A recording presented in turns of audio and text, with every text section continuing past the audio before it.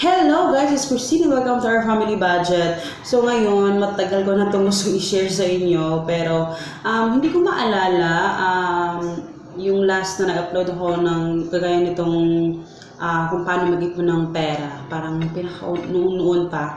Pero anyway, kung hindi ka pa nakapag-subscribe, i-click niyo yung notification bell button at subscribe button para ma-update ka sa lahat ng ating mga videos na kagaya ng mga ganito or mga grocery haul, lahat ng yan na mga ginagawa ng mga nanay, alam nyo na. Okay. So ngayon, pag-uusapan natin kung paano nga ba mag-ipon ng pera. And nakita nyo naman siguro yung mga nakaraan ko. Yung nakaraan talaga. Yung mga pinagdaanan ko sa mga lumang subscriber ko. Hello sa inyo. Yung mga nanatiling mga nanonood sa akin ngayon, nakita nyo na siguro yung mga lumang ano ko. Ngayon, ito yung mga ginagawa ko kung paano nga ba ako nag-ipon ng pera para dito. So, meron akong tatlong ways na i-share sa inyo ngayon. Pasensya na medyo maingay kasi yung door namin, kasi there yung glass na door, parang nag-ano siya. Pero anyway, so paano nga ba tayo makakapag-ipon ng pera ng mas mabilis, 'di ba? Or kailangan ba talaga nating mag-ipon lang o kailangan nating ibang sideline para makapag-ipon ng mabuti? So, ayan. So number one is syempre save first. Paano ka man makakapag-ipon, di ba, kung hindi ka mag-iipon? So, yun yung ilalagay natin parate na ano talaga, save first. Yun talaga naman importante. Lagi naman natin na nadidinig yan, very basic, common na word. Save first, diba? So, yun yung pinakauna talaga. And yung pangalawa is yung 20% rule. So, sa mga lumang videos, sa mga lumang vlog na mention ko na hindi naman talaga sa 20%, 30% yung kailangan mong ihulog, hindi naman kailangan talaga ganun. Kung magkano lang talaga yung kaya mo, yun, yung ihulog mo. Pero kung meron ka namang mga extra sideline, mas okay yung 20% na mag-stick ka na dun sa percentage na yun. For example, may mga maliliit ka lang na utang. So, kung marami ka pang utang talaga na binabayaran at saka medyo naghihirap ka talaga, I recommend na huwag mo munang sundin yung 20% rule. Kung magkano lang talaga, pero kailangan mo siyang unahin na mag-save talaga ha, bago pa ang lahat. Kahit pakonti-konti na maghulog ka ng savings, diba? Yun naman yung importante. Huwag mo munang sundin yung, kailangan 20%, kailangan 30%, huwag. And yung 20%, like if ever meron ka namang mga extra na sideline, mas maganda na 20% yung ihuhulog mo. At i-discuss ko yun sa inyo sa mga susunod na mga videos kung paano ko hinahati-hati yung 20% na savings sa dito sa family namin. So, yan. Pero sa ibang video na yan, ha? Pero kung talagang yung pinaka-basic lang, yung is 20% lang naman. Mas okay na may susunod ka rin na percentage. Pero kung yun nga, huwag mo lang sundin yung 20% kung talagang hirap na hirap ka, yung nagsisimula ka pala magbayad yung mga utang mo, diba? Siyempre, yung pangatlo is, ito talaga, medyo mahaba itong explanation ko dito, yung magnegosyo. Alam ko, marami sa atin nagsasabi na hindi para sa akin yung business. Kasi wala akong alam dyan, wala akong background sa business. Pero actually, kung wala kang alam sa pagnenegosyo, guys, kailangan mong pag-aralan. Wala kang choice. Lalo na kung maliit lang naman yung kinikita mo, yung sinasahod mo. Sobrang napaka-importante na may mga extra income ka. Sobrang napaka-importante na magnegosyo, guys. Lalo na talaga sa mga maliliit lang na sahod at ang ingay na gusto. Talaga, highly recommend ko sa mga maliliit yung sahod. Sobrang importante. And kasi based on my experience lang naman talaga ito, guys. Kung hindi ako nagnegosyo, hindi kami makakalipat, hindi kami talaga. Kasi sobrang helpful ng negosyo. Bakit? Kasi sabihin nyo, siguro malaki na yung ipon ko. Hindi naman sabing sobrang laki na lang na ipon ko. Dahil yung ipon ko is actually, in-invest ko siya sa business. Tama naman. Yung sa pinakaluma kong video, yung paano mag-ipon ng pera, may nagsabi sa akin, yung kailangan, yung business, kailangan magnegosyo ka, hindi pwedeng nakabangko lang yung pera mo, kailangan inegosyo mo yun. Hindi naman, sa akin, in my opinion, hindi pwedeng yung pera mo sa savings, iuubos mo doon sa pangnenegosyo dahil na-try ko na yan dati, sobrang hirap. Kailangan may pera ka pa rin na alam mo yun, anytime na pwede mong makuha doon sa savings mo, savings account mo. At iba din yung sa negosyo mo. So, huwag mong iuubos kasi alam naman natin yung negosyo, sugal talaga siya. Alam natin yan.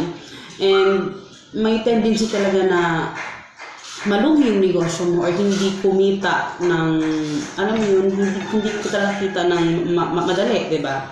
So, I recommend na hindi ubusin. Mas okay siya i-invest pero huwag ubusin yung pera, 'di ba? And for me, yung pera ko mas more on nag-i-invest ako doon sa business kasi alam ko naman na kumikita naman ako doon. So talagang every time na may pera ako, talagang nagdidagdagan ko yun para at least makapagdagdag ng ano. Pero hindi lang yun naman yung negosyo na gustong simulan ko. Kasi syempre, gusto kong magsimula ng negosyo na yung sariling brand ko. Yung talagang brand ko. Dati may nag-offer sa akin na gumawa ng anong tawag dito, yung beauty products. Nung nagsa-start pa lang ako sa YouTube. Pero hindi ko, ano na yun kasi, syempre, mahirap kasi magtiwala ng, alam mo yun na.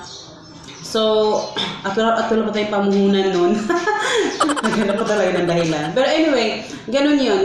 Ganun ka-importante yung magnegosyo, guys. So, hindi nyo alam ang negosyo, i-try ninyong magnegosyo, pag-aralan ninyo. Kasi, ang bilis lang magnegosyo ngayon kasi lahat ng tao nasa online.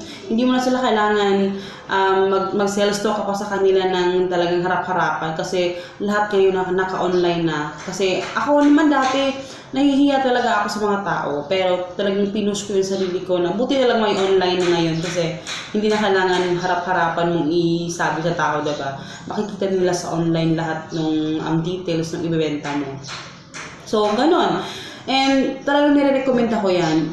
Kung gusto nyo mabilis makapag-ipon ng pera, guys, magnegosyo kayo. Kasi, kung sa sahod nyo lang kayo magre-rely, alam niyo yun ang ingay, kung sa sahod lang kayo magre-rely, mahihirapan kayong makapag-ipon ng mabilis. Yes, makakapag-ipon naman kayo, pero hindi, parang darating na kayo sa point na mapapagod na lang kayo. Mapapagod kayong mag-ipon kasi ang tagal lumaki nung lumago ng pera nyo. So, mas better na kung yung mabilis mapalago yung pera nyo sa bangko or mas mabilis kayong umangat sa buhay, mas better na, mas better na inegosyo ninyo para lumaki yung tubo niya, mas tumubo yung pera nyo, mas mabilis makapag-ipon, mas mabilis anong tawag dito. Ito, bonus ko na lang ito sa inyo. Itong tip na ito, huwag masyadong bumili ng mga kagamitan para mas mabilis makapag-ipon. Yes, minsan, kung gusto mo makapag-ipon ng mas mabilis, may mga masasacrifice talaga na bagay. Kagaya sa amin, talagang medyo hindi naman talagang dati, talagang sacrifice talaga kasi hindi talaga kami bibili ng gamit. Pero ngayon, bumibili na kami na pa konti-konti. Pero hindi talaga yung talagang isang biglaang bagsak talaga na bilihan ng mga damit. And we have goals. Lagi kong sinasabi sa inyo yan, we have goals. Kaya no matter kung ano mang mangyari, talagang ipupush namin ito, yung goals namin. And yun, push nyo yung pagnenegosyo, guys. And also, yun, huwag kayong bili ng mga gamit. And sana maging example kami sa inyo na talagang nakikita. Hindi ko lang sinasabi yung mga sinasabi ko dito, talagang ginagawa ko. And nakikita nyo naman. And nakikita nyo naman siguro yung progress ng aming buhay. Praise the Lord. Hallelujah. And nagpapasalamat ako sa inyo na talagang ginaguide nyo rin ako sa mga kasi mga comments ninyo, ganyan. And sobrang thank you. Pero, ayun, huwag nyo iisipin yung sasabihin ng ibang tao sa iyo na pangit yung damit mo, may butas sa yung damit mo. Naalala yung mga mayayaman na tao, ulit-ulit yung damit. And then, hindi naman kailangan ulit-ulit yung damit. Basta malinis lang talaga yung damit mo, okay lang naman talaga. Pero, dati nga naalala ko may nag-comment na paulit-ulit yung damit ko. Kasi, minsan, mas nagiging nagiging okay ka na lang dun sa sinusuot mo. Parang nagiging ano na lang, kontento ka na lang sa kung anong meron ka ngayon. Pero wag ka makontento, wag ka makontento diyan sa kanya lalagyan mo forever. Kailangan mong mag-grow, kailangan mong level up, 'di ba? Hindi pwedeng sasabihin, ay kontento ka na diyan sa buhay mo na ano ganyan. Hindi naman. For now, kailangan mong maging kontento for now. And kaya nga nagsusumikap ka para at least lumevel up naman ng konti yung buhay mo. And huwag masyadong magastos. So, ayun. Yun lang guys. Kasi medyo maingay na. So, I hope you guys enjoy. Sana may napulot kayo dun sa mga sinabi ko. Sobrang importante nun guys. And, yun. Pinaka-best part dun sa tip na yun talaga yung magnegosyo talaga. Ito yung pinupush ko talaga lagi sa inyo. Huwag kayong matakot magnegosyo. Push lang ng push. Darating din ng time na, alam mo yun, mabibless din tayo ng bonggang-bongga, diba? So yun, so I hope you guys enjoy. Please like this video kung nagustuhan ninyo. And please don't forget to subscribe and see you in the next video guys. Bye!